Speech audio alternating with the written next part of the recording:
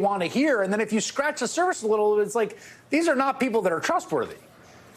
No, not at all. And this one in particular recognized that his criminal defense could be bolstered by using the House Oversight Committee. He even stated to the New York Post that his whistleblowing to the Oversight Committee is why the Department of Justice is going after him. He was indicted months ago before they even knew who he was.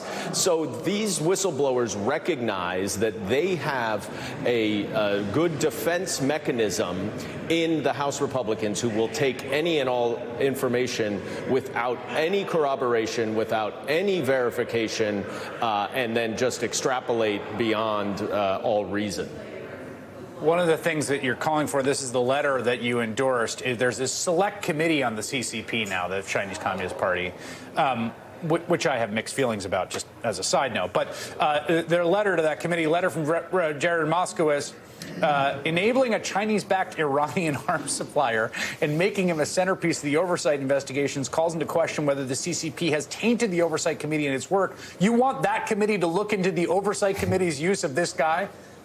Well, certainly Chairman Comer is not going to do any deep dive to figure out whether this guy is compromised and is peddling information on behalf of China that might undermine our national security. And if we are going to have a select committee on the CCP, as you say, with some misgivings, then they ought to make sure that the Chinese government is not infiltrating this body itself and potentially trying to launder information through an official committee of Congress to undermine our national security.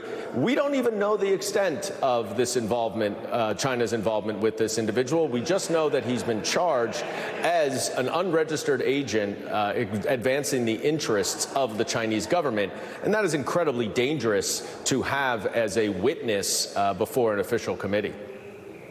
Final question for you about the vote today in the House. There's a vote today. There's a Pentagon policy post the overturning of Roe v. Wade that pays for paid leave for service members that need to leave where they are if they're in a state where they don't have access to abortion to go secure an abortion and return. That policy has been the reason that Tommy Tuberville is holding up all high-level nominations to the Pentagon. And today, the House voted to overturn that Pentagon policy. What do you think? Are you surprised they keep at this, given the political blowback they have already faced, and given that this is essentially a symbolic vote? It's not going to go anywhere in the Senate.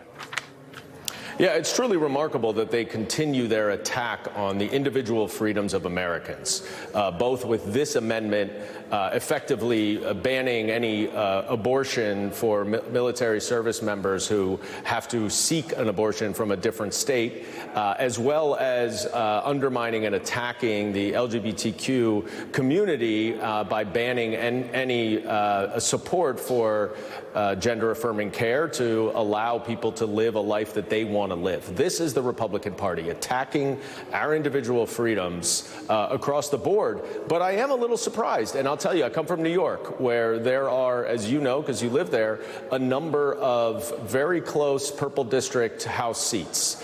New York is robustly in support of reproductive rights and the right to abortion, and all of the Republican members voted to restrict abortion access for members in the military. And you can bet that we will be bringing that up from now until November 2024. Congressman Dan Goldman, thank you for your time. Thank you. Still to come, House Republicans